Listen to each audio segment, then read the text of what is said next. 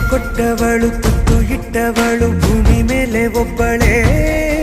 ಪ್ರಾಣ ಒತ್ತೆ ಇಟ್ಟು ಜನ್ಮ ನೀಡುವಳು ತಾಯಿ ಇಲ್ಲಿ ಒಬ್ಬಳೇ ಕಾಣುವ